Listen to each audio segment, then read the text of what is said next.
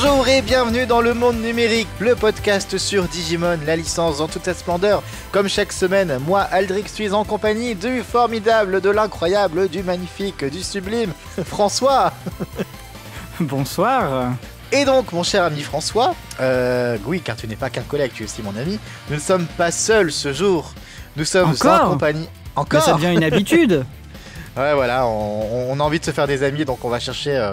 dans la communauté Digimon, des fans de Digimon, et fort heureusement, il y en a plein, on en rencontre, on en trouve, et donc, je vous présente, je vais essayer de ne pas écorcher son prénom, son surnom, à défaut de le mal écrire partout sur notre site, je vous présente Razel. Bonjour tout le monde. Alors que Razel, qui s'écrit comment du coup ? Alors, R-A-Z-A-E avec 2 L, et non pas un seul. 2 ailes pour mieux voler dans les airs. Voilà. Tout à fait.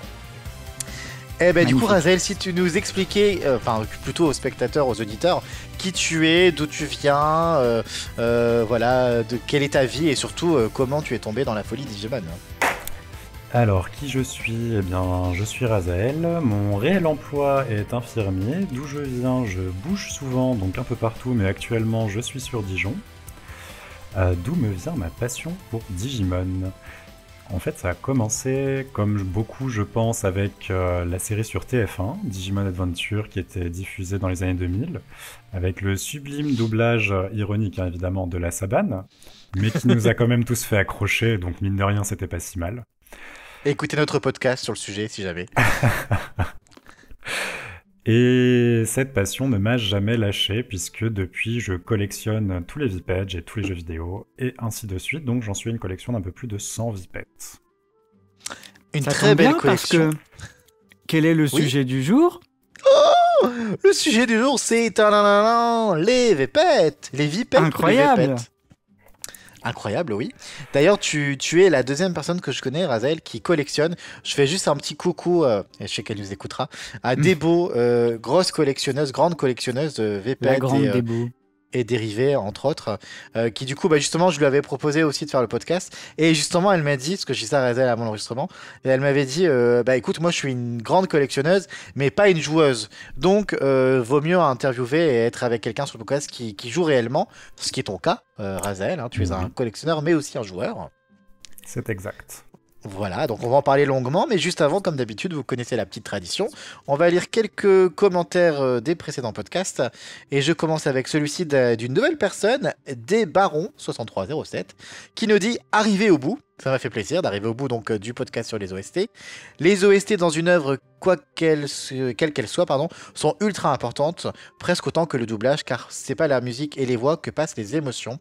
Une série ou un animé avec de bons acteurs, de bons personnages et un bon scénario n'aura aucune chance de me plaire si les OST ne me plaisent pas, et Digimon est bien gâté sur ce point. D'ailleurs, outre le doublage de votre fandub, merci. C'est en second lieu la découverte des OST originales qui m'ont permis de redécouvrir la série. En effet, les OST Saban me plaisent moyennement. Je les trouve passables, et hormis un thème de bataille que j'adore, le reste me passe un peu au-dessus de la tête, et quand je compare, il n'y a pas photo, les OST originales sont bien meilleures et peuvent complètement changer l'ambiance d'une scène. Je passe un petit peu de texte, qui donne quelques exemples. Le commentaire est long. Au niveau des chansons, il a un coup de cœur pour Butterfly, très bon en français aussi d'ailleurs, merci, et Bravert, qui font partie des chansons qu'il écoute en conduisant avec les musiques de Sailor Moon aussi. Un autre fan de Sailor Moon, c'est très bien. Et au niveau des musiques, il aime beaucoup l'OST des récaps des épisodes, ainsi que celle décrite dans une scène plutôt, donc celle de l'explosion d'Apocalypse, où il se fait contenir à la fin. Et dans un autre genre, il apprécie beaucoup l'OST de la bande-annonce du prochain épisode, mais c'est le Butterfly remixé, on le connaît bien. Voilà, il nous remercie donc pour ce nouveau podcast très intéressant, merci à toi. Ça une fait musique d'ailleurs dont on a oublié de parler, mais qui n'apparaît qu'une seule fois dans la série, mais qui est géniale aussi, c'est l'OST où Vandemon se fait vaincre, donc même Venom Vandemon se fait battre.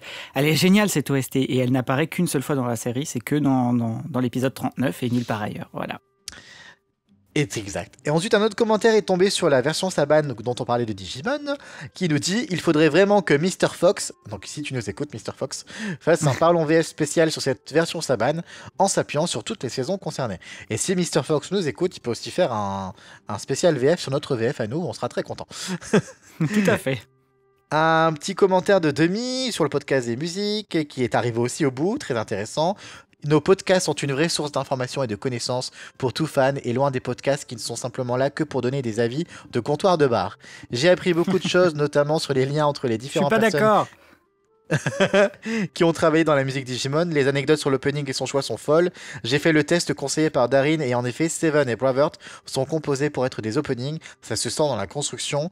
Difficile pour moi de donner mes chansons préférées. Je dirais le numéro 27, Shurizen no Theme, qui conclut l'un des meilleurs épisodes de la franchise. Et en chanson, c'est difficile, alors je citerai Butterfly, piano version, et Holy Light, Yagami Kari no Theme. Il attend avec impatience le podcast sur Zero Two, qui comprend les meilleures chansons de la franchise. Et une petite anecdote, il n'y a pas un voyage au Japon que je fais sans chanter Butterfly en karaoké. Deuxième anecdote, on entend très souvent Butterfly en fond dans les magasins d'animé au Japon. C'est un classique. Merci à Darin pour ce podcast. Incroyable, dire qu'on a été volés, nous. Et dernier commentaire que je vais lire, c'est celui de Charnabog, qui est très content. Il était touché en plein cœur, en effet, vu qu'on lui avait dit si t'arrives jusqu'au bout, petite dédicace. Petite ânerie, il dit qu'on a fait une petite ânerie au sujet de Ryotaro Okiayu, qui a bien joué Devimon, mais dans le jeu aventure sur PSP. Dans le reboot, c'est Takumi Yamazaki, remplaçant habituel du regretté Kaneto Shiozawa, qui s'y était collé avec bien plus de succès d'ailleurs. Ce chipotage mis à part, il a passé un très bon moment à écouter Darin, qui est un expert incroyable sur le sujet. J'ai appris beaucoup de choses, notamment sur les coulisses. Dingue de se dire qu'on aurait pu avoir Bravert et Seven en opening. J'avoue que pour moi, c'était la révélation du podcast. Ouais. Je suis assez abasourdi d'apprendre qu'il y a autant de chansons, notamment sur Zero Two. Et content de voir que je ne suis pas le seul à être troublé par la ressemblance entre ce passage du thème de Koshiro et l'opening de Tamers. Après, si je ne crois pas non plus à une coïncidence, difficile de savoir si c'est un hommage assumé ou un souvenir inconscient du compositeur, en espérant retrouver Darin à l'avenir, rien que pour entendre ses fantastiques prononciations de langues étrangères. Et ben on verra si Razael va nous faire de jolies prononciations étrangères aujourd'hui. Oula. En attendant, on va rentrer dans le vif du sujet. Donc parler des VPET.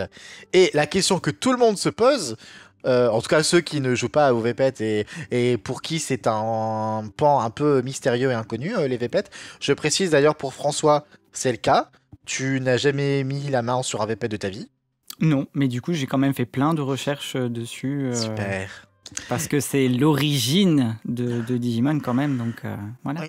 Et du coup, ma première question, donc c'est la question que j'ai demandé de répondre à Razael, c'est quoi un VPET? Alors, un VPET, c'est tout simplement un petit accessoire, un petit jouet dont il faut s'occuper. Comme un animal de compagnie virtuel, il faut lui donner à manger, il faut nettoyer ses crottes, il va évoluer, grandir, avoir un cycle de vie et finir par mourir de vieillesse. Mais c'est un Tamagotchi.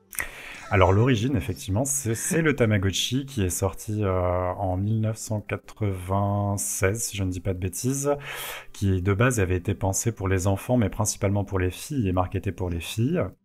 C'est comme ça que ça avait été vendu, en tout cas par Bandai. Et face au succès planétaire du Tamagotchi, l'idée est venue de se dire, et pourquoi ne pas lancer un Tamagotchi pour les garçons? Et c'est là qu'est né Digimon. Un Tamagotchi pour les garçons où il faut rajouter l'option de pouvoir bien évidemment se battre parce que c'est pour les garçons, hein, voilà, c'est tout ça. de suite. Parce que les garçons, ça se bat et avec des dinosaures. Ah oui, parce que élever des petites créatures, ça suffit pas. Il faut qu'ils se tapent sur la gueule, sinon c'est pas drôle. C'est ça. Et pour en vendre plus, faisons-les se connecter. Comme ça, on est sûr que tous les copains voudront en avoir un pour qu'ils puissent se connecter ensemble et pour se combattre. Et ça a marché, finalement. Et ça a marché, ça a très très bien marché, puisque d'ailleurs, dans le tout premier, pour atteindre le stade d'évolution finale, il fallait avoir des copains pour se connecter et remplir une condition de combat avec un certain niveau de victoire pour pouvoir avoir l'évolution en parfaite qui, à cette époque, parfait ou ultime pour ceux qui parlent le Saban, le niveau ultime qui était l'évolution finale à cette époque. Et ok. Et du coup, il y avait peu d'ailleurs de Digimon de cette catégorie-là, je pense, à cette époque. Il n'y avait pas beaucoup d'existants. Il n'y en avait que quelques-uns, effectivement. Je pense que c'est pas 3 ou 4. Ouais, non, il y en avait plus que ça. Plus quand même, ouais. Il y en avait plus. Il y en avait 3 par sortie. Il y a eu 5 sorties, donc il y en avait 15 en tout. Ok. Et donc, oui, vas-y François. J'ai une question, je ne sais pas si tu sauras répondre, Azaël, mais du coup, est-ce que tu sais si les Digimon du coup qui apparaissent dans les VPET sont vraiment les tout premiers Digimon qui ont été créés? C'est vraiment les Alors, premiers. Le tout premier dessin de Kenji Watanabe était Tyrannomon. Ouais. Donc ça, c'est une valeur sûre. Après, effectivement, ceux qui apparaissent dans les versions 1 à 5 sont en tout cas les premières moutures de l'univers qui a été développé par la suite. Okay. Et c'est dans ces moutures-là, on retrouve quel Digimon par exemple? Alors, on va retrouver des iconiques qui font partie des partenaires des enfants élus. J'essaie de parler le même langage que vous. Donc, on va retrouver les partenaires des premiers enfants élus. Donc, on va retrouver les bébés. Donc, on a Koromon, on a Agumon et Betamon pour la version 1. On va retrouver Gabumon sur la version 2 et Elekmon, qui était le gardien du village des bébés Digimon. Sur la version 3, on va avoir Palmon et Biomon qui sont des partenaires. Sur la version 4... non, j'ai inversé. Sur la version 3, pardon, on a Patamon et Kunemon. La version 4, on a Palmon et Biomon.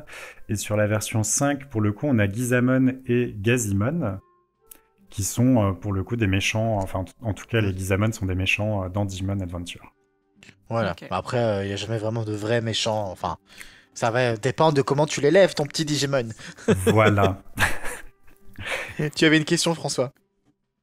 Non, c'était tout. C'était ma question. C'était de savoir si les Digimon, justement, qui avaient été créés pour l'occasion. Voilà. Sachant que, à l'époque, en plus, quand ils ont sorti le premier, parce que là, ce que tu dis, c'est les VPET, tu dis qu'il y a eu jusqu'à 5 versions. Mais le tout premier, quand il est sorti, il s'appelait même pas version 1, du coup. Ça s'appelait juste... le Digital Monster, tout à fait. Digital Monster, voilà. Mais en mode, on va voir ce que ça va donner. Et c'est sorti le 26 juin 97 au Japon. C'est ça. Et en France, le premier VPET est sorti... Très bonne question. Je savais même pas que c'était arrivé jusqu'en France, du coup ça allait être une de mes questions aussi. Si, il est arrivé en France, par contre la sortie française, il faut que je vérifie mon information pour être honnête. Mais du coup, les versions françaises, les textes à l'intérieur du jeu sont en français? Sont en anglais. Sont en anglais. Ok, ils sont pas trop foulés sur...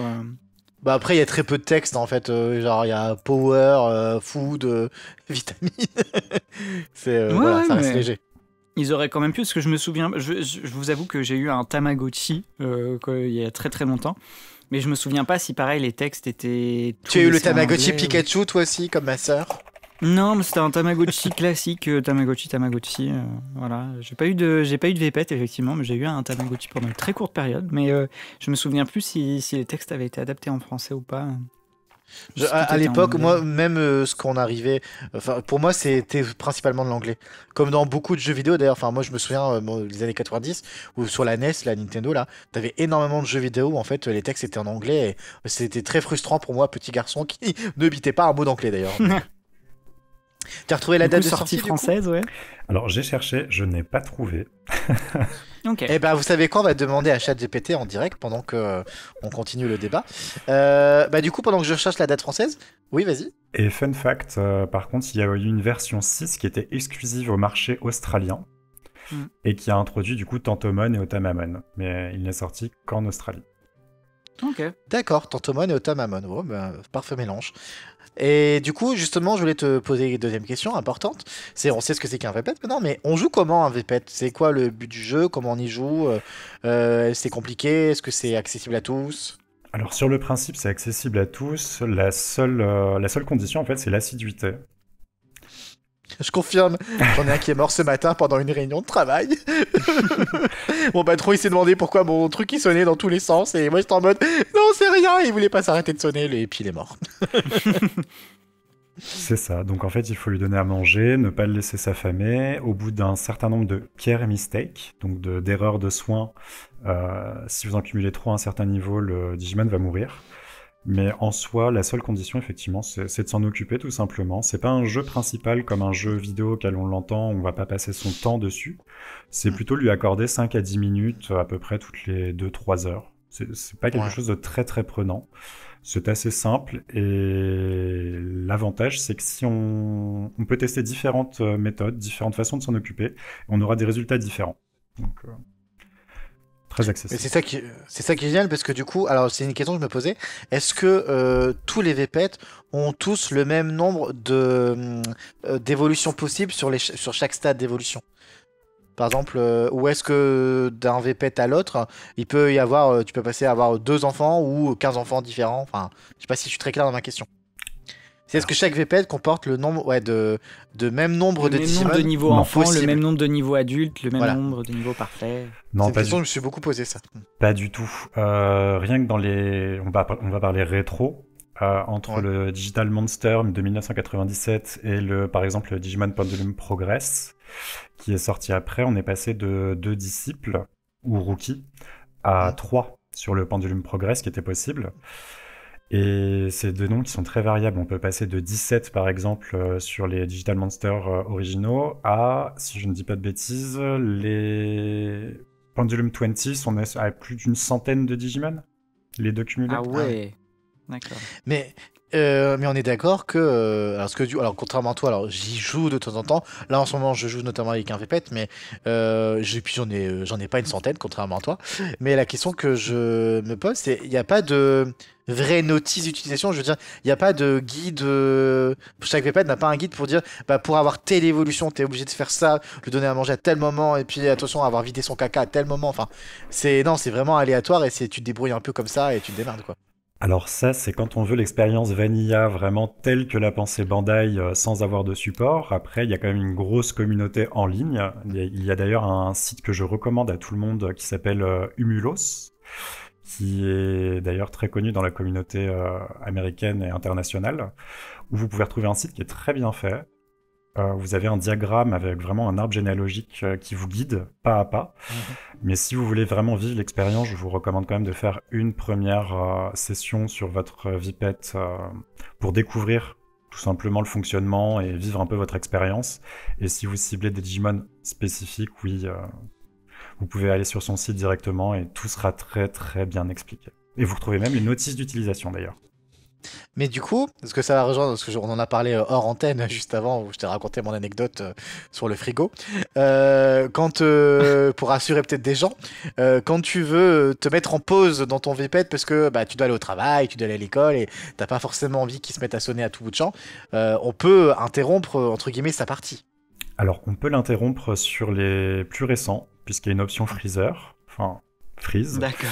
pour mettre son Digimon au congélateur, concrètement. Parce que j'ai osé demander à ChatGPT si ça altérait quelque chose de mettre son Digimon au freeze, enfin son VPET. Sauf que du coup, ChatGPT m'a répondu oui, ça peut l'endommager. Et sauf qu'en fait, Razel m'a fait comprendre que ChatGPT avait compris mettre De réellement mettre mon l'objet, VPET oui. dans le congélateur. Donc voilà. Mais du coup, pourquoi ça l'était pas dans les premières versions? Parce que, soyons honnêtes, t'es un enfant des années 90, donc on est en 98, donc en France en 98, j'ai regardé le premier VPET. Tu es un enfant, tu as un VPET à ton anniversaire, et bah du coup tu dois aller à l'école. Et bah tu peux pas le prendre à l'école, donc tu rentres chez toi le soir, bah il est mort. Alors effectivement, c'était le risque à l'époque, mais à l'époque, on n'avait pas les mêmes règles. Et d'ailleurs, il y a beaucoup de règles qui sont arrivées à l'école avec l'arrivée de Tamagotchi. Oui, je m'en Puis- souviens bien. Voilà, puisqu'à l'époque, il n'y avait pas forcément l'idée que les enfants pourraient ramener un petit jouet à l'école qui biperait toute la journée.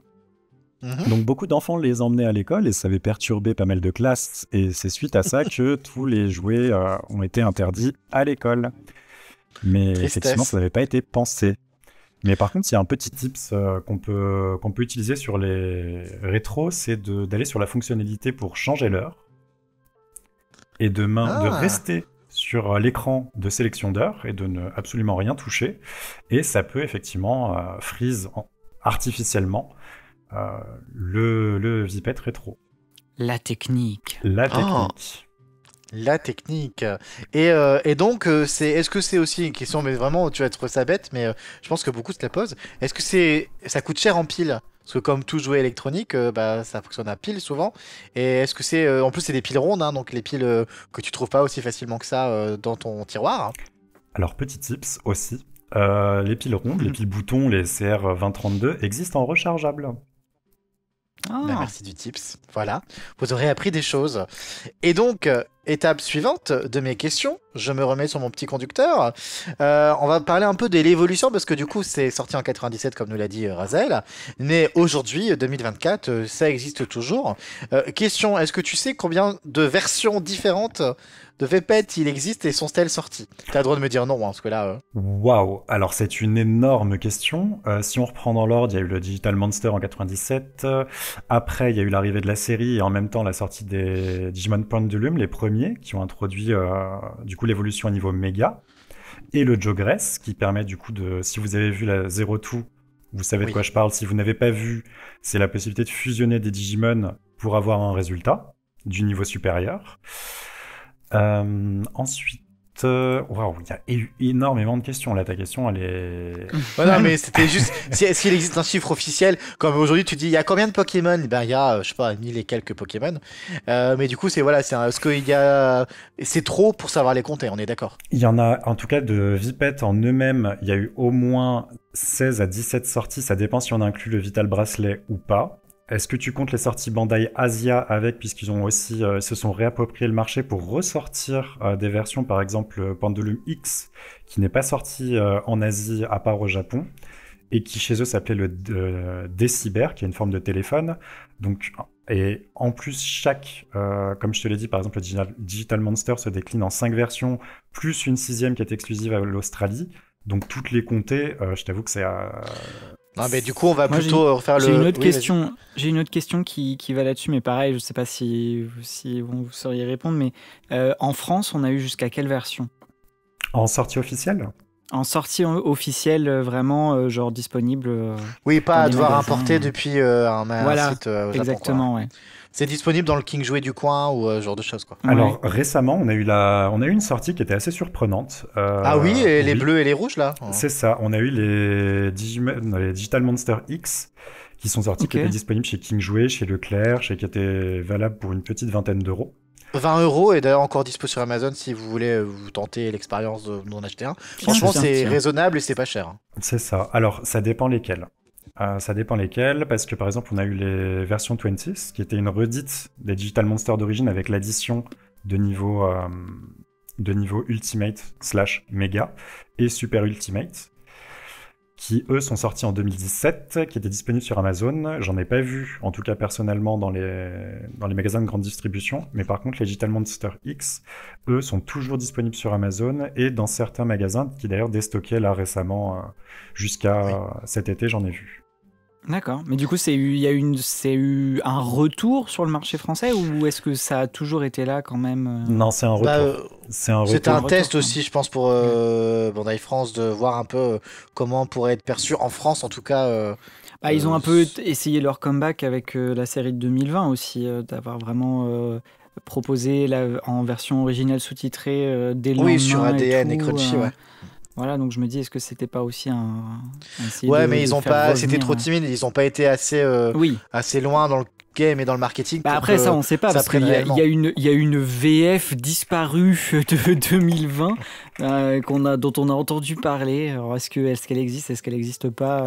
Mais là, tu prends le cas des Vpet. Je sais, dans le groupe Digimon Trash où Razel et moi on fait partie, je pense que les gens sont tombés dessus par hasard en disant What, j'ai vu ça, il y a ça dans le magasin ou dans un prospectus de trucs de Noël, tu sais, les catalogues de Noël. Ouais. Mais c'était le hasard qui a amené les uns et les autres à tomber dessus et à se donner la communication de c'est disponible en magasin. Mais sinon, il n'y a pas eu de pub à la télé en disant Waouh, le retour de Digimon dans vos magasins. Oui, c'est vrai. Communication très discrète, oui. C'est ça. Mais du coup, on va faire un peu la chronologie. Alors, on va pas faire de tout ce que je disais hors antenne, on va pas reprendre tout, mais plutôt une chronologie de 97 à nos jours sur les points d'étape, les points d'étape, je vais appeler ça les points d'étape. Du coup, je te laisse la parole, Razel. Alors, pour revenir sur les grands changements, on a déjà parlé de l'introduction des Vipet Digimon avec le Digital Monster. On vient de parler du Pendulum avec la possibilité de Jogress et le niveau Mega / Ultimate qui est arrivé. Ensuite, dans les grands changements, on a eu le Pendulum X qui est sorti, qui apportait, lui, la notion de Digimon X, donc de variant. Je ne sais pas si vous avez déjà abordé le sujet au cours de vos podcasts. C'est les couleurs différentes, c'est ça? C'est plutôt dans le lore de Digimon, le premier serveur qui était chapeauté par Yggdrasil, qui a été remis à zéro par un virus, et certains Digimon ont dû développer donc un anticorps X pour le virus X, qui du coup apportait des variantes aux Digimon d'origine qu'on connaissait déjà. Donc ça leur fait carrément changer de forme, d'apparence en tout cas. C'est ça, c'est un peu une version 2.0 du Digimon qu'on connaissait à la base. Ok. Et d'ailleurs, il y a un film autour de ça qui est très bien, que je recommande. C'est Digital Monster X Evolution, qui est très bien et qui raconte très bien cette histoire, pour ceux qui sont curieux et veulent le voir. Que François vous proposera en sous-titré dès la semaine prochaine. Ah, bien sûr. Non, je plaisante. Qui est déjà disponible sur YouTube en version HD. Voilà, il n'y a pas besoin de moi, tu vois. Voilà, on ira le re-regarder. J'ai dû le voir quand j'étais gamin, mais il m'a tellement pas marqué que j'ai l'impression de redécouvrir l'histoire quand tu me la racontes, tu vois. Donc, je ne l'ai jamais vu pour tout dire. Donc, mais là, mais juste de savoir ça me donne envie de le voir. De savoir qu'on apprend, ces origines-là, de pourquoi les versions X existent, ça m'intéresse. Donc du coup, le Pendulum a mis ça en place. Le Pendulum X. Ouais, X. Voilà. Ensuite, on a le Digimon Accelerator, qui est un peu l'équivalent de, pour ceux qui ont vu Savers, le Digivice qu'ils ont dans la série, puisqu'on peut transmettre de l'ADN à son Digimon. Et dans ce Vipette-là, tous les Digimon peuvent évoluer dans à peu près toutes les formes possibles, en fonction de ce qu'on va lui donner. Donc là, on ouvre le champ des possibles, on ne restreint plus sur une lignée qui est bloquée à partir du niveau champion. Ou adulte, pour les aficionados. Alors, je vais juste interrompre là-dessus, parce que là, du coup, j'ai une petite question, mais quand tu dis bloqué à partir du niveau adulte, c'est-à-dire sur les anciens VPET, c'est-à-dire, par exemple, je dis n'importe quoi, on peut débloquer Agumon, après faire évoluer Agumon en, par exemple, Tyrannomon, et à partir de Tyrannomon, on est bloqué, on n'a qu'une seule ligne possible ? Les lignes étaient très droites, notamment sur le pendulum d'origine. Sans le Jogress, vous ne pouviez pas aller ailleurs que sur la ligne qui était destinée après le niveau adulte/champion. D'accord, ok. Puisqu'une fois définie sur le niveau champion, après la ligne était relativement droite jusqu'au niveau perfect ou ultimate. Ok.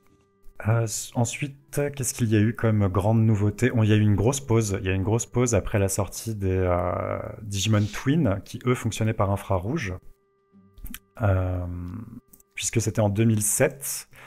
Après la sortie de Savers. Et, ça correspond au creux qu'il y a eu entre justement Savers et on va dire Tri, j'imagine, où il y a eu un peu un vide. C'est ça, c'était un peu la grosse chute avec Digimon X-Cross Wars ou Cross Wars, tout dépend comment vous le prononcez. Il y a effectivement eu un gros tollé chez Digimon, ils ont repensé un petit peu la formule, ils ont tenté des choses, ça a fonctionné, pas fonctionné. Et jusqu'en 2017, où on a eu la ressortie donc, des Digital Monsters version 20, donc la version anniversaire des 20 ans, où là, vous retrouviez les œufs donc, de toutes les versions d'origine, plus des guests, des œufs un peu invités en fonction des versions que vous aviez.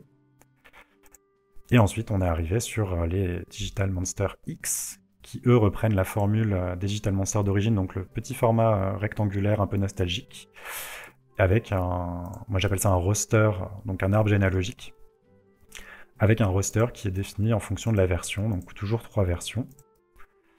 Et ensuite on a eu les Pendulum Z, donc là vous aviez, comme sur les Digital Monsters X, moi j'appelle ça un close-up, un petit zoom sur votre Digimon quand vous attaquiez, que vous aviez atteint donc, la condition d'attaque parfaite. Et j'ai l'impression de rush les informations. Dites-moi si je vais trop vite. Ah non, pas du tout. Après, non, tu rushes pas. Il y a juste parce que du coup, tu parlais justement de format rectangulaire ou pas. Tous n'étaient pas forcément rectangulaires. C'est parce que du coup, moi, j'ai que des rectangulaires, par exemple, dans mes VPET à perso. Ah oui, effectivement, il y a beaucoup de formes. Par exemple, à côté de moi, j'ai un Digimon Axel qui, lui, ressemble beaucoup plus à un gros bloc rectangulaire. On dirait un téléphone presque. Voilà. Je le vois là du coup via la caméra, mais oui. un gros bloc rectangulaire. Le Pendulum X, il a une forme de petite carte. Vraiment, les Vipets sont passés par à peu près toutes les formes possibles et imaginables en fonction des versions. Et aujourd'hui, dans ce qu'on va retrouver dans les sorties actuelles, on est sur un format beaucoup plus classique, beaucoup plus rectangulaire qu'on connaît du Digital Monster d'origine. Si vous regardez sur internet, ils ont à peu près tous cette forme-là. Sauf un peu retourné à ce... C'est ça, au concept de Aux base. origines, ouais. Mais sur le site dont Parce tu que- parlais tout à l'heure, il y a de disponible, par exemple, l'intégralité de tous ceux qui sont sortis, une liste comme une sorte de wiki, on va dire, avec photos, catalogue, ou pas du tout, de tous les VPET et autres existants. Alors, vous ne retrouverez pas tous les jouets rétro, hormis les originaux. Donc, vous aurez bien les Digital Monsters 1997 et les Pendulum d'origine de 1998. Mais vous n'aurez pas, par exemple, tout ce dont je viens de parler. Donc, les Pendulum X, les DXL, qu'est-ce qu'il y a d'autre? Les Pendulum Cycle qui est exclusivement d'Ayasa, vous n'aurez pas. Vous retrouverez à partir de la version anniversaire des 20 ans jusqu'à aujourd'hui. Jusqu'à aujourd'hui, Ok, on est arrivé ouais. à l'époque de la couleur et des écrans LCD couleur. C'était un grand changement, la couleur, du coup. Ça a été ça a été un grand changement, ça a été une révolution qui était attendue depuis un certain moment par tous les fans. Elle a d'abord été lancée chez Tamagotchi depuis un sacré moment, et puis elle est enfin arrivée chez Digimon, et c'est très apprécié par la communauté. Mais ça arrivait en quelle année, du coup, la couleur Je me posais la question. Alors, le Digital Monster Color, il est sorti en 2023. Ah ouais, oui, donc c'est quand même hyper c'est récent. plus hein. que récent. Bah, c'est celui avec lequel je suis en train de jouer. Alors, pour la fun fact, j'en ai un customisé parce que il y a un fan de Digimon qui s'y nous écoute se reconnaîtra, qui du coup en le customisé, donc ça veut dire permettait de changer les Digimon et de mettre les Digimon qu'on voulait. Donc je me suis fait une ligne évolutive qui ressemble à rien du tout, mais je me suis fait plaisir, j'ai mis tous les Digimon que j'aimais et en fait c'est comme ça le bloc est vert. Je voulais absolument en fait moi un VPET vert, mais avec les Digimon que j'aimais, et sauf que bah non, et dedans à la base c'était des Digimon dont je me fichais un petit peu, et donc ça c'est vraiment plaisant. Et du coup, mais moi pour le coup avoir joué auparavant avec un non couleur et un couleur, franchement j'arriverais pas à revenir. Après je suis pas autant un joueur que toi, mais revenir en dehors de la couleur j'aurais beaucoup de mal maintenant, parce que franchement tu prends vraiment plaisir au visuel quoi. C'est très agréable, et c'est surtout très agréable pour ceux qui jouent le soir, qui jouent dans leur Oui. chambre, dans leur lit, Oui. qui n'ont pas toujours la lumière allumée. C'est effectivement très très appréciable, et ça a été une révolution effectivement bienvenue comme Est-ce tu que le dis. les VPET sont rétroéclairés ou pas, du coup? C'est genre un peu comme la Game Boy Ah non, on est vraiment sur du LCD sans lumière, en tout cas pour ceux qui n'ont pas l'intitulé Color dans le nom, attendez-vous Ok, à avoir un ah écran ouais. noir et blanc avec des pixels non éclairés. Hein. Ah oui, ça devait être une sacrée Et la Game Boy, tu révolution. pouvais avoir la lumière que tu branchais à ta Game Boy, tu sais là. Ouais, Oh ouais, mon Dieu, mais que ça là, du rappelle coup, des souvenirs, hein. C'est ça, je vois un petit peu le niveau d'éclairage qu'on a, effectivement, c'est pas optimal, quoi. tout à fait. Mais je parlais moi du ce que j'avais customisé, mais du coup tu me disais aussi en antenne qu'il y avait des projets indépendants. Je trouvais ça vachement intéressant. Tu peux m'en dire un peu plus? Alors il y a des projets indépendants qui se trouvent beaucoup sur des pages Facebook. Par exemple, il y a Air Picomon, qui, en tout cas c'est le nom du projet, qui est lancé par un fan qui a décidé de lancer son propre VPET. Si je ne dis pas de bêtises, il me semble même qu'il a lancé, je sais plus si c'est un Tipeee ou un financement communautaire. Mhm. Et vous pouvez voir, si vous allez sur notamment son Reddit, l'évolution de son projet. Donc il a même créé des Digimon spécifiques pour son projet, avec plusieurs maps. Enfin, vous pouvez vraiment voir l'évolution de son projet, c'est assez intéressant. Ça reste encore une fois non officiel, hein, donc à prendre avec des pincettes jusqu'au jour de la sortie, si sortie il y a. Mais il y a pas mal de projets indépendants, et pour rebondir sur ce que tu disais avant, sur la customisation des VPET, c'est possible. Alors c'est possible, mais attention. Attention, il faut quand même avoir un minimum de base en codage, déjà. Il faut avoir l'équipement adapté, puisque ça nécessite d'ouvrir le VPET, de brancher sur la puce du VPET, donc avec les risques qui y sont associés. Donc quelqu'un qui ne maîtrise pas, qui ne sait pas trop ce qu'il fait, peut finalement finir par bloquer complètement son VPET et le rendre inutilisable.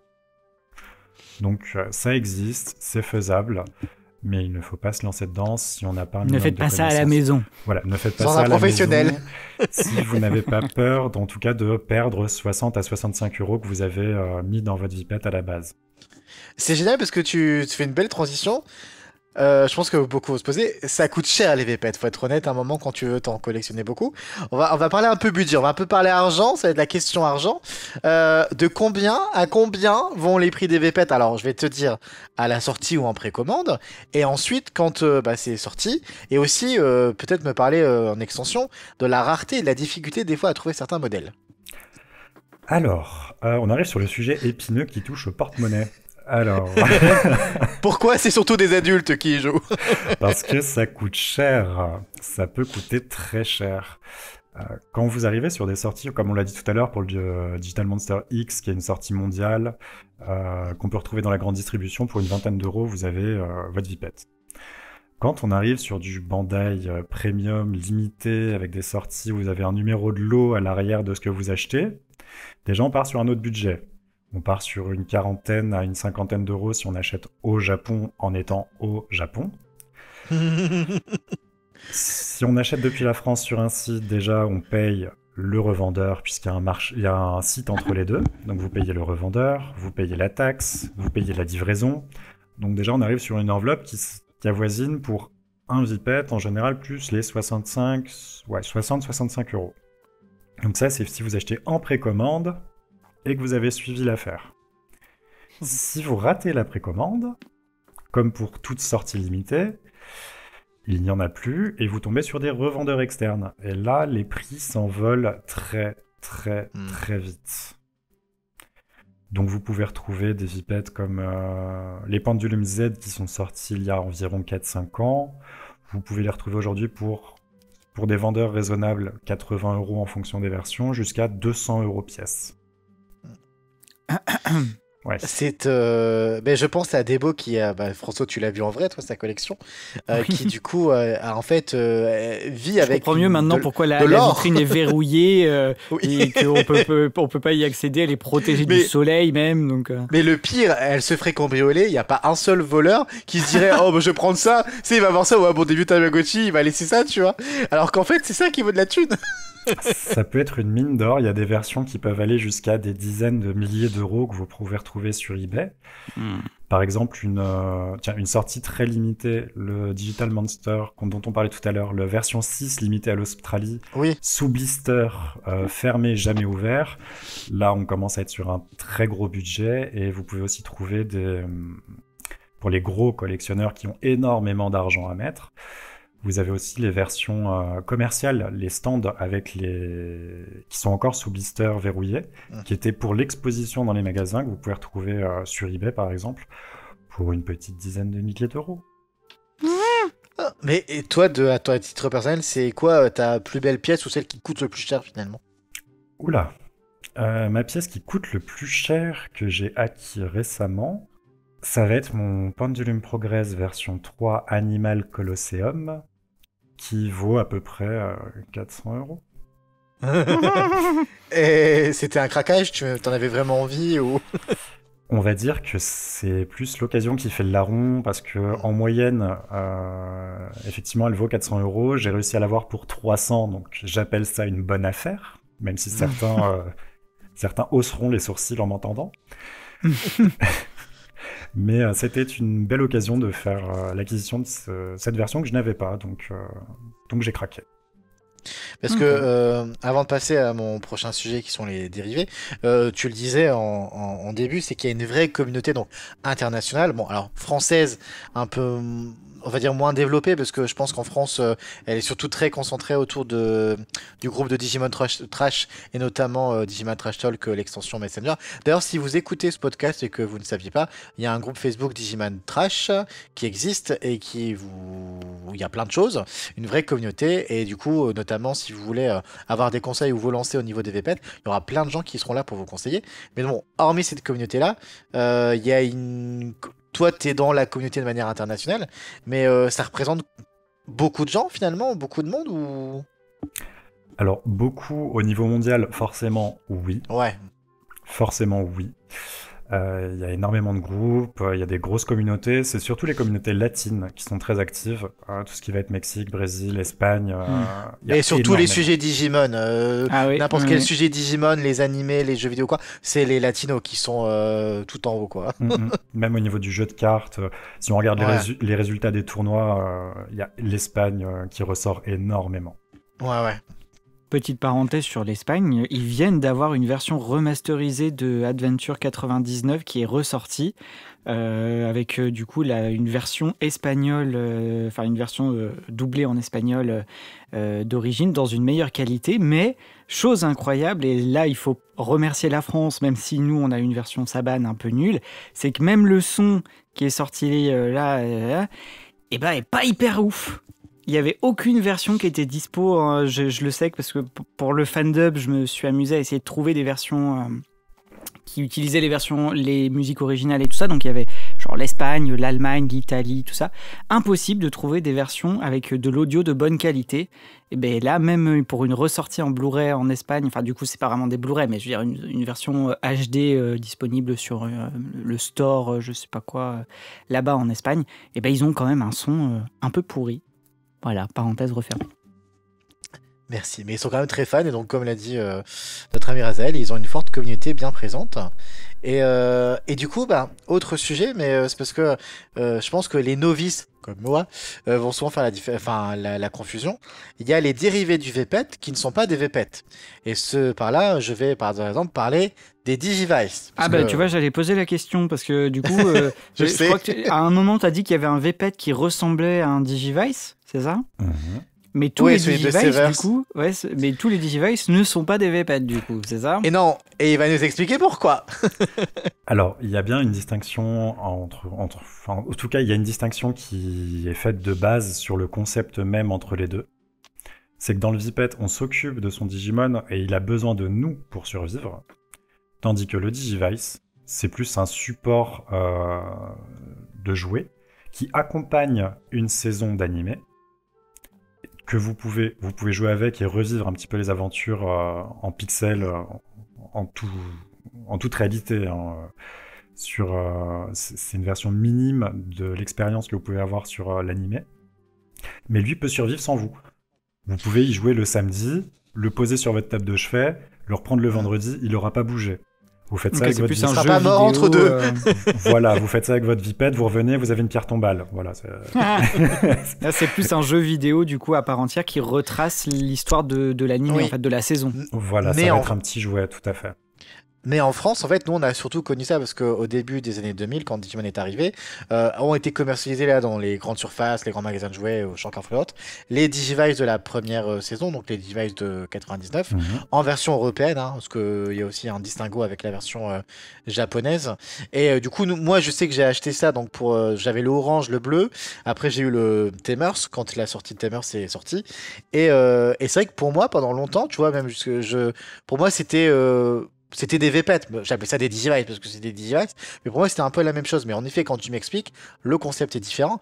Par contre, en tant que joueur, parce que du coup là actuellement, j'ai fait un craquage total et j'ai donc dépensé 250 € pour la version Color du Digivice 25e anniversaire qui me fait revivre toutes les aventures de la série d'origine. Je suis très content. Et à côté, j'ai le VPET Color customisé.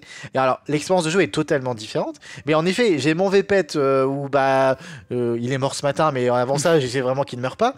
Et j'ai mon Digivice avec lequel je prends, mais moi perso, mais tellement de plaisir. Mais je t'en parlais hors antenne. Mais en fait, revivre toute l'aventure, collectionner les Digimon, débloquer toutes les évolutions, rencontrer tous les personnages, les ennemis, faire les combats, débloquer les zones secrètes, même récupérer les items. Je ne savais pas jusqu'à ce que tu m'en parles à quoi ça servait exactement. Et je me disais, mais c'est trop bien.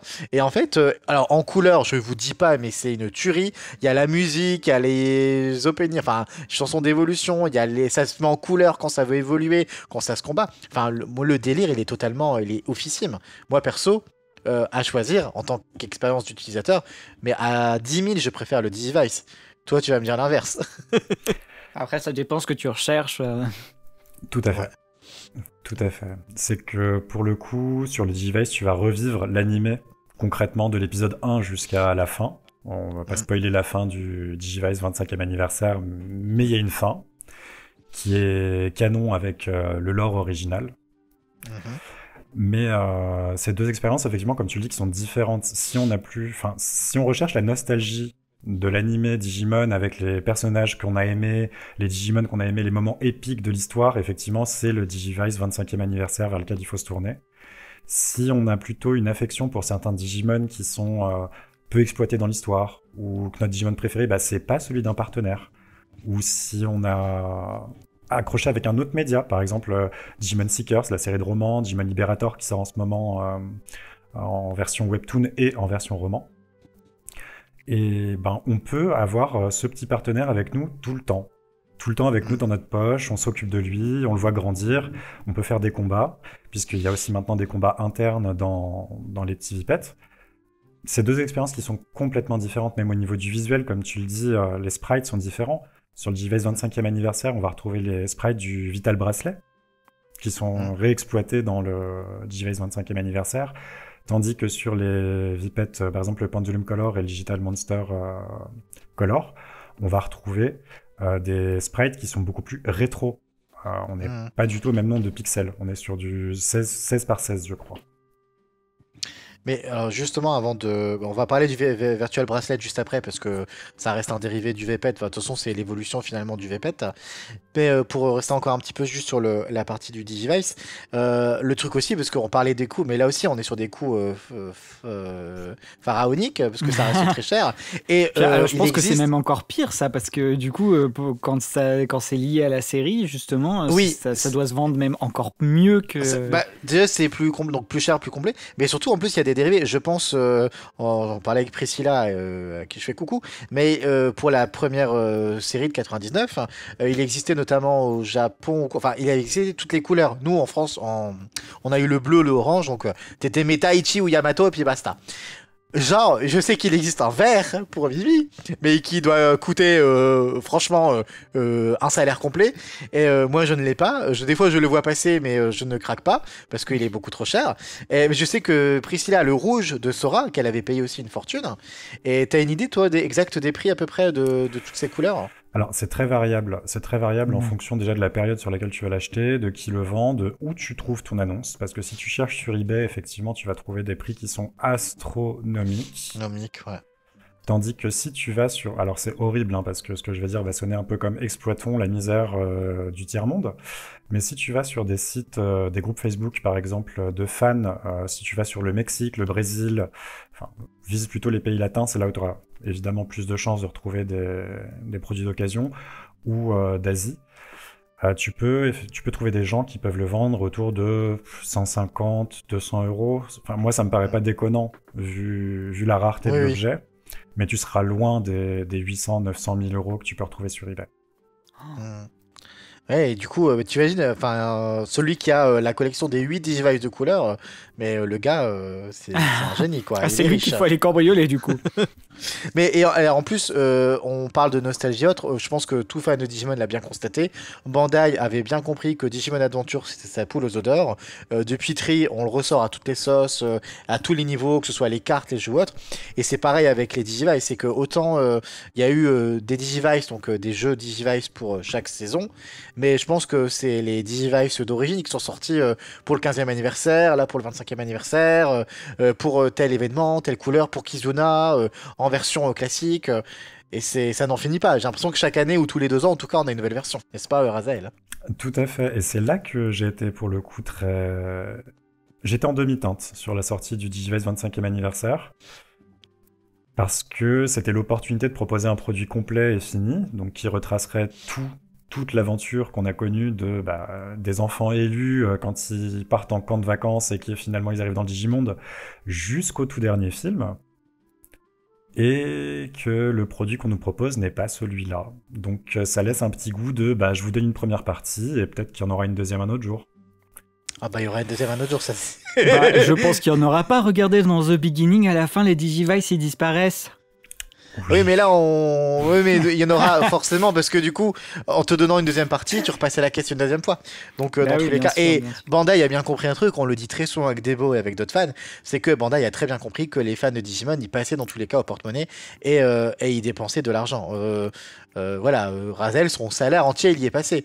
Non, mais tous les produits dérivés qui peuvent sortir, Bandai le sort et les fans sont là. Oui. Et même ceux qui râlent comme moi, je suis le premier à râler en permanence, mais j'achète tout. Enfin, oui. Oui, parce qu'il existe même ils ont sorti des Digivice Color où en fait il se passe absolument rien parce que ce ne sont pas des jeux, mais c'est juste là pour faire de la couleur et de l'animation et puis c'est basta quoi. T'as les animations, t'as les séquences d'évolution en animation, ton Digivice il brille et c'est tout, mais c'est vendu le même prix qu'un Digivice avec lequel tu peux jouer. Hein. C'est ça, c'est la collection CSA, les Complete Anime Selection, je crois, si je dis pas de bêtises. Ouais. Et ils ont sorti de la saison 1, donc de Digimon Adventure jusqu'à Frontières. Donc ça fait 4 produits différents qui sont déclinés dans plusieurs couleurs différentes en fonction du héros que vous préférez. Et oui, c'est en moyenne, là sur le marché, 150 € pièce. Eh ben... Pour se faire un beau Digivice. Et le pire, c'est que François, des fois on en parle, toi tu trouves ça moche en tant qu'objet, François? Alors non, c'est pas que je trouvais ça moche, mais c'est juste, on en discutait, on parlait vraiment spécifiquement des Digivice, pas des VPET, mais les Digivice. Moi, c'est juste le côté très plastique et très jouet qui fait que moi, dans tous les cas, même si là, quand vous en parlez, ça fait envie et tout machin. Dis-moi je dirais pour le Digivice, le but ultime ce serait de l'avoir sur la bibliothèque, tu vois, qu'il soit tout joli et tout machin, qui ressemble à ce qu'il y a dans la série, ça ferait objet de collection, tu vois. Et je trouve que ce qui sort, après c'est normal, ça fait vraiment plus ce jouet plastique un peu cheap et que du coup même avec tu vois les trucs vissés partout et tout machin, et donc il y a pas ce côté où ça ressemble vraiment à ce qu'il y a dans l'animé. Moi, c'était juste ça que je disais. Après, je trouve ça pas moche en soi. Ça fait pas vrai, en fait. Ça fait pas réel pour toi. Ça fait jouer. Exactement, c'est ça. T'es d'accord, Razael? Alors, pour le coup, les Complete, les versions dont on parlait il y a 2 minutes, qui ne font que briller et qui remettent juste des séquences d'évolution de l'animé, pour le coup, eux, ce sont de très beaux objets qui peuvent être exposés. Je prends note, mais c'est trop cher. Tu demanderas ça à Noël. Et on a parlé de Digivice, mais on va aborder aussi du coup l'évolution du VPET qui était le alors bracelet. Juste avant, moi j'ai deux trois petites anecdotes sur les VPET que je vais caler là, parce que du coup je sais pas où est-ce que je pouvais. Tu sais pas où il est calé.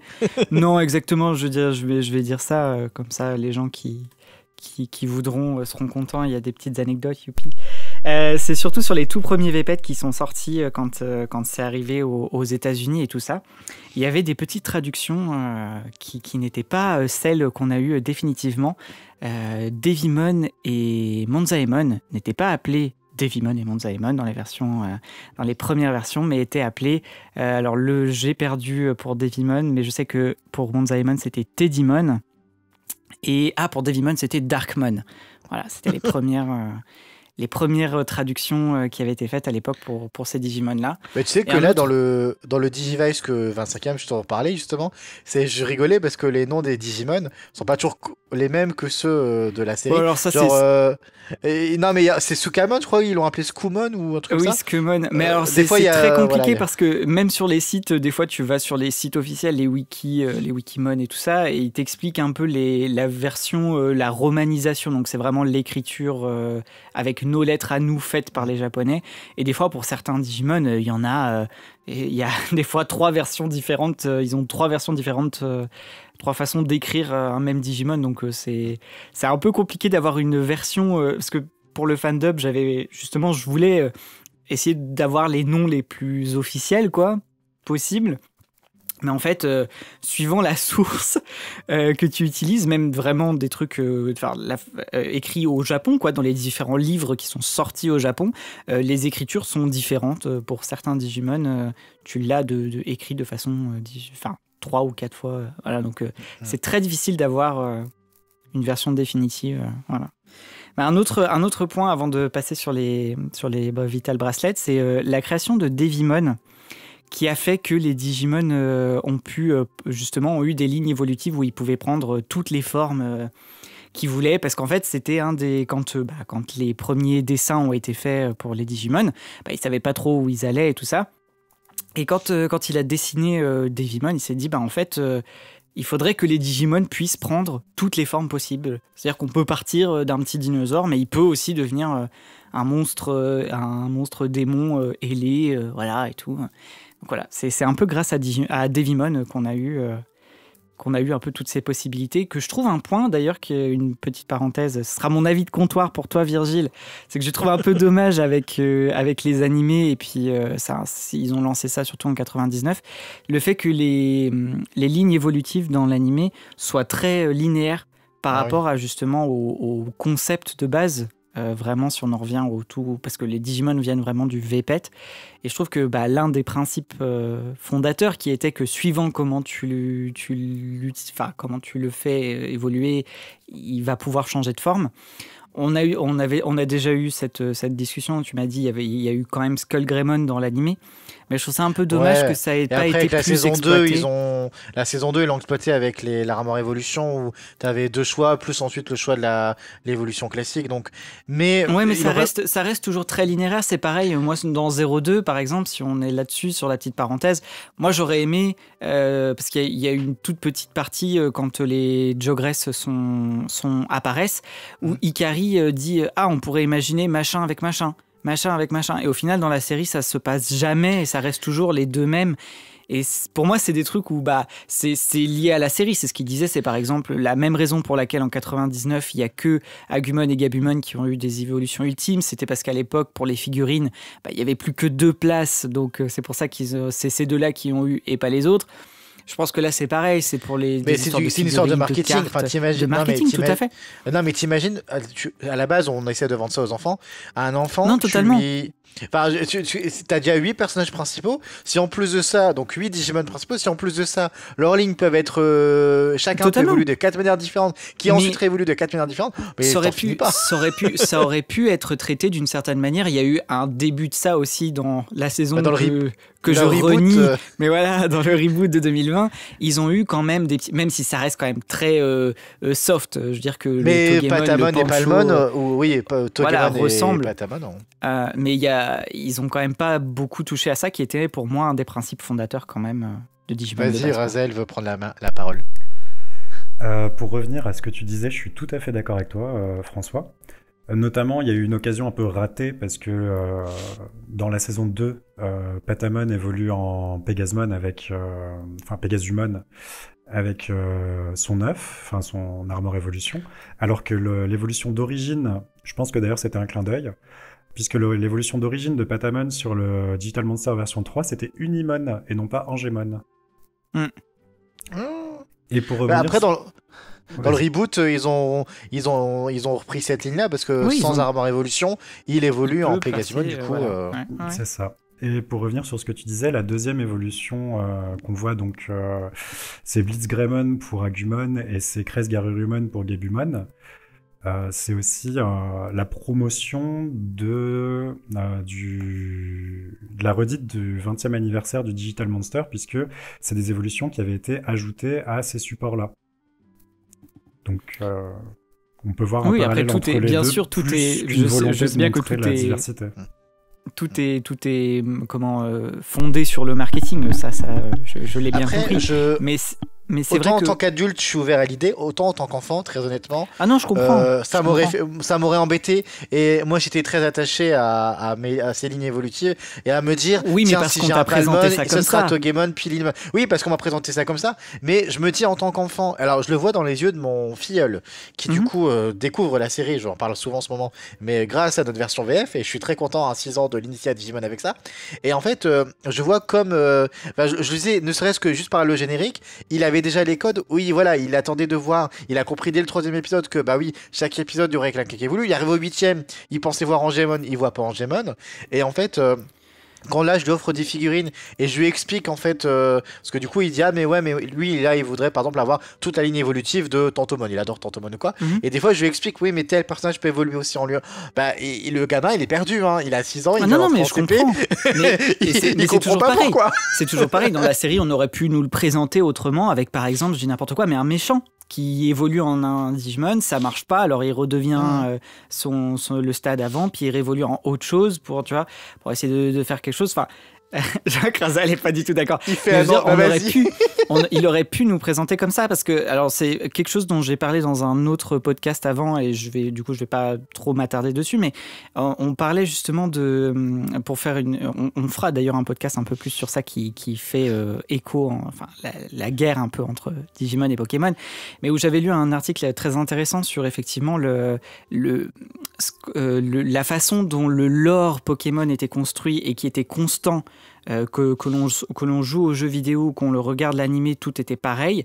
Or là, vraiment, quand on prend Digimon, chaque jeu ou chaque univers, entre guillemets, est un peu différent et c'est je trouve, un élément qui aurait mérité, je pense, à être intégré dans l'animé, le fait qu'il y ait un peu plus de diversité dans l'évolution des Digimon. Mais c'est le seul point. Je redonne la parole à Razel qui fait un grand nom de la tête. Oui, il n'est pas d'accord du tout avec mon avis. Alors là où je suis pas d'accord, c'est que il faut bien aussi se rappeler que dans les Vipètes, en tout cas, c'est un cycle de vie. Donc l'arbre dont tu parles et que j'entends le point, hein, tout à fait, que tu aurais voulu voir plus de diversité dans les évolutions, le fait de revenir en arrière, ça c'est valable que pour l'animé. Oui. Encore un point, par exemple, tu vois, qui dans les diverge Vipètes, par tu rapport restes. C'est ça, parce que dans les Vipètes, tu restes comme un Pokémon finalement, désolé pour la comparaison, mais tu restes jusqu'à ce que tu meurs, en fait, tu restes à ton niveau où t'es arrivé. C'est ça, t'as plusieurs possibilités, par contre, ton trajet d'évolution va être une ligne droite, il n'y aura pas de retour en arrière. Donc ce dont tu parles, je comprends tout à fait. Hein, en fait, ce dont tu parles, ils auraient pu le faire avec Patamon. Une fois qu'il est mort, son œuf il est revenu en œuf. Ils auraient pu se dire, bah tiens, après ça, il n'y a plus d'Angemon et hop, on part sur Pégasumon. Oui, totalement. Ça aurait pu. Après, c'était des idées balancées comme ça, hein, mais voilà, moi, c'était juste ce point-là où je trouve qu'effectivement. C'est un peu ce point où je trouve qui est dommage, c'est que ça manque un peu de cohérence au niveau de l'univers.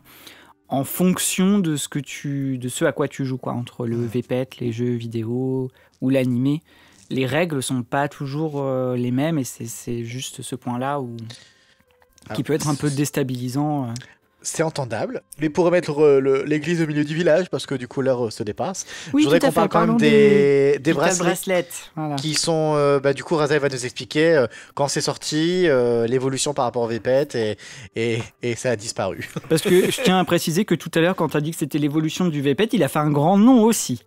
Oui, en tout cas moi c'est comme ça que j'avais, marketingment parlant en tout cas, c'est comme ça que moi, consommateur, je l'avais perçu, mais peut-être qu'il va me dire le contraire justement.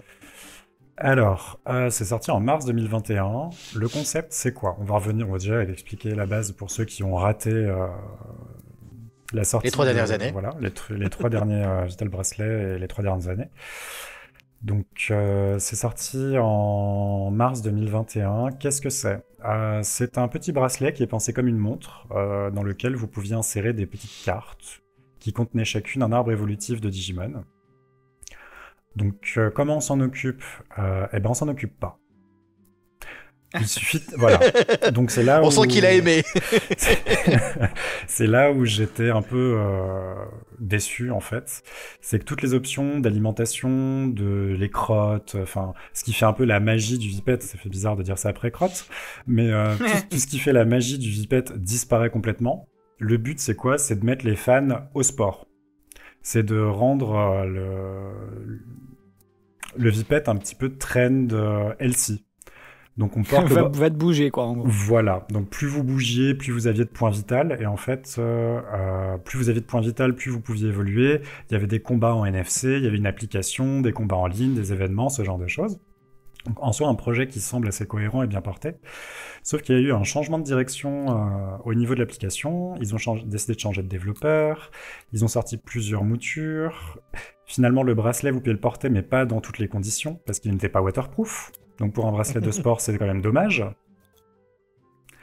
Donc c'est pour ça occasion ratée, effectivement. Voilà, beaucoup d'occasions ratées, beaucoup de loupés, un projet qui était sympathique en soi, mais qui n'a pas été très bien porté non plus par Bandai. Et finalement, on arrive à une fermeture totale des serveurs qui est arrivée là, il y a 3 semaines. Donc pour ceux qui avaient l'application, j'espère... une courte aventure. Hein. Voilà. J'espère que vous avez fait la dernière mise à jour, sinon vous pouvez dire au revoir à vos Digimon. Mais donc voilà, très courte aventure, projet un petit peu oublié, qui était porté par le roman Digimon Seekers, qui arrivait après, qui d'ailleurs est une très bonne série de romans, hein, je la recommande.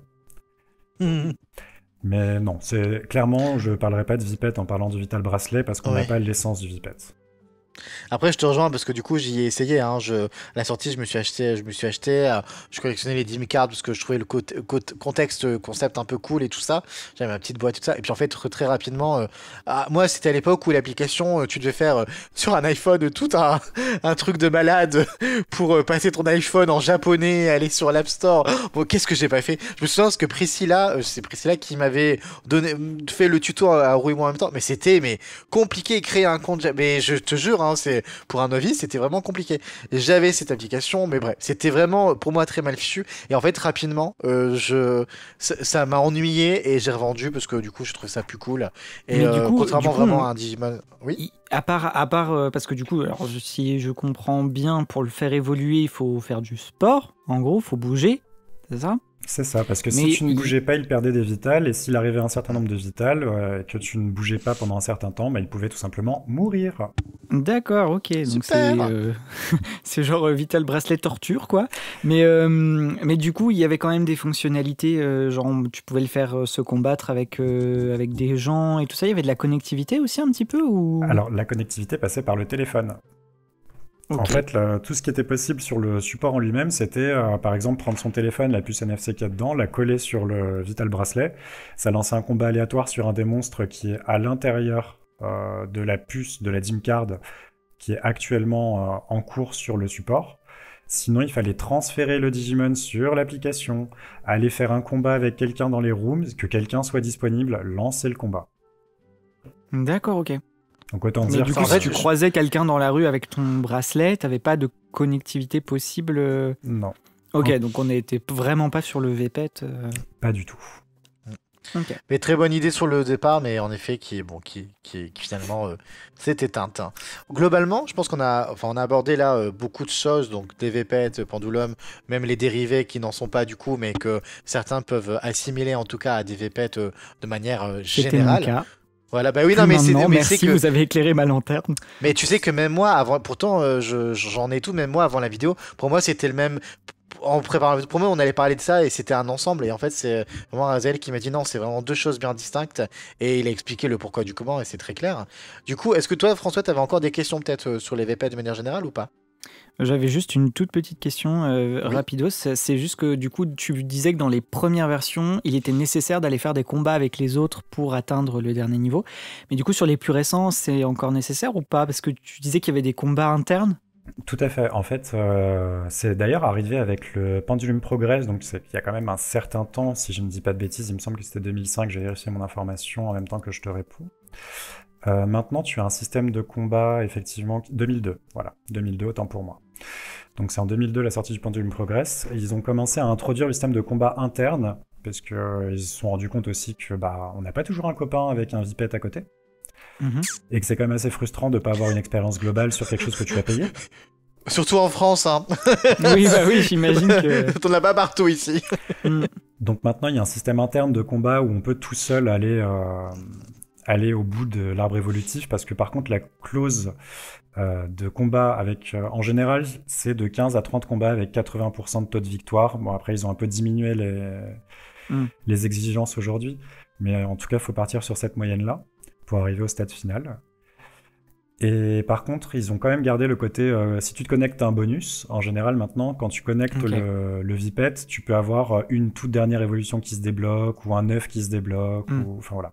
Il y a toujours un petit bonus en plus. Ok, d'accord. C'était ma dernière question. Tu allais dire un truc, j'allais te poser une dernière question, mais vas-y, je te laisse, je te donne la parole. Après, je m'excuse aussi auprès de tous les aficionados qui écouteront ce podcast, parce qu'il y a plein de sujets sur lesquels on n'a pas pu s'arrêter, et il faudrait des heures et des heures pour l'apport de chaque VPET à l'histoire ou à l'or. Mais dans les commentaires, n'hésitez pas si vous voulez que sur un prochain podcast, Razel revienne, en explorant profondément un des nombreux sujets dont il parle. Dites-nous dans les commentaires lesquels vous voudriez que ce soit plus exploré en profondeur. Parce qu'en effet, je sais que, mais comme tous les sujets de Digimon, d'ailleurs c'est pas pour rien qu'on en est à 16 ou je sais plus combien de podcasts, parce que chaque sujet peut être débattu pendant des heures, parce qu'en fait il y a tellement de choses à dire. On parle d'une licence à chaque qui fois a on commence 25 en se ans, disant donc, oh mais on tiendra jamais 1 heure, et puis en fait au final... Ouais, non, mais la licence elle a 25 ans, donc chaque sujet peut être... On pourrait même faire un podcast unique juste sur Taichi, juste sur Mimi, juste sur Joe, pour vous dire. Mais donc oui, dites dans les commentaires si voilà, il y a des choses que vous voudriez voir un jour abordées de manière plus ample. Ouais, ma dernière question, bon, tu m'avais un peu répondu en antenne parce que je t'avais dit que j'allais te la poser, mais je te la pose quand même, tu ne seras pas y répondre. C'est ma question, c'était, c'est lequel ton préféré? Mon préféré, c'est très compliqué comme question parce que on l'a dit, chaque Vipette apporte en fait son petit lot de nouveautés, en retire certaines, a des mécaniques légèrement différentes. Si je devais vraiment en mettre un préféré, c'est compliqué, je les aime tous. Je dirais quand même que ça reste le Pendulum Z. Ouais, je dirais quand même qu'il y a le Pendulum Z. La version Nightmare Soldier en particulier, la version 3. Parce qu'il y a un close-up... Comment? Il y a quel Digimon dedans, j'allais te demander? Eh ben, il y a Ghostmon qui a été apporté comme nouveauté pour le retour sur l'île des fichiers binaires après la mise à jour. Enfin, en s'intéressant au lore, il y a plein de choses intéressantes à lire dessus. Et il y a aussi Argomon qui est mon Digimon préféré avec Keramon. Qui va bientôt avoir une peluche, si j'ai bien compris. C'est ça, j'ai commandé la peluche. Quand on vous dit qu'il dépense beaucoup d'argent, voilà, ça rechigne, mais ça sort le portefeuille. Ça sort le portefeuille. Mais voilà, mais c'est bien. D'ailleurs, dans les commentaires, pareil, si vous avez des Vpet ou des Digivice, dites-nous lesquels sont vos préférés, avec lesquels vous jouez en ce moment, peut-être. Voilà, on sera curieux de vous lire. Si vous avez des anecdotes aussi à raconter sur vos histoires, sur vos aventures avec les Vpet ou autres Digivice, on est preneur. Razel, ma dernière question, est-ce que ça t'a plu de participer, d'être avec nous? Oui, c'est assez déstabilisant, j'avoue, mais oui, tout à fait. Ça va, tu as bien répondu à mes questions. Mais écoute, ce sera avec plaisir qu'on te réaccueillera pour un autre sujet. En plus, j'ai cru comprendre qu'en plus, il y avait carrément du lore avec chaque Vpet et tout, donc ce serait peut-être intéressant, pourquoi pas. Mais moi je voudrais faire un podcast sur le lore en fait des Vpet, parce que du coup un peu comme on a pu le faire avec le lore de la série je suis pas sûr qu'on puisse faire qu'un seul podcast. On risque de faire un podcast par version quoi, du coup. Eh ben on va le faire, dites-le nous dans les commentaires, vous en voulez. Moi j'en veux, donc je mettrai un petit commentaire. Mais après on n'est pas obligé de faire la série tout d'un coup, on peut sortir un premier épisode, voilà, et puis faire mais de toute façon il y aura d'autres podcasts entre temps sur d'autres sujets. Voilà, donc, exactement. Voilà. D'ailleurs, il y aura une pause, je vous le dis parce qu'on va clôturer, il y aura une pause la semaine prochaine, exceptionnellement, pas de podcast pendant une semaine, mais on revient en plus en forme que jamais pour cette première saison de podcast. Dans tous les cas, j'ai des milliers de sujets autour de Digimon à aborder. Je redonne mon message, si vous êtes spécialiste d'un sujet particulièrement autour de Digimon, je sais que Razel reviendra parce qu'il a d'autres sujets sur lesquels il est spécialiste, plus que nous. Liberator et autres. Ah oui. Là, je le vois sourire. Voilà, il reviendra notamment pour parler de ces sujets-là. N'hésitez pas, on est preneur parce que avec François, on n'a pas la science infuse. Même si moi j'essaie de toucher à tout. Bah, moi j'essaie vraiment de toucher à tout, les cartes, les Vpet et tout. Mais après. Et moi j'ai pas les sous, donc je lis surtout. Mais voilà. En tout cas, je vous remercie. Razel, merci à toi. François, merci. On vous dit à très bientôt et puis à bientôt dans le monde numérique. Voilà. À dans 2 semaines. Et n'oubliez pas de vous abonner et d'activer les petites notifications pour avoir les nouveautés de tous les prochains podcasts et de suivre aussi sur tous les réseaux sociaux et également d'aller voir le site de la Fansub puisqu'il y a plein de nouveautés qui vont sortir bientôt. Et Spotify, et Deezer et Podcast Addict. Il fait mieux notre promo que nous, dis donc. Ouais, mais c'est parce qu'en fait, nous, à force, on oublie de le faire. Mais là, il l'a très bien fait. Razel, tu reviendras juste pour faire la promo à la fin de chaque podcast. on va prendre l'enregistrement, on va le remettre à chaque fois. C'est ça. À très bientôt, merci à tous les deux. Et puis dans 2 semaines. Merci à vous.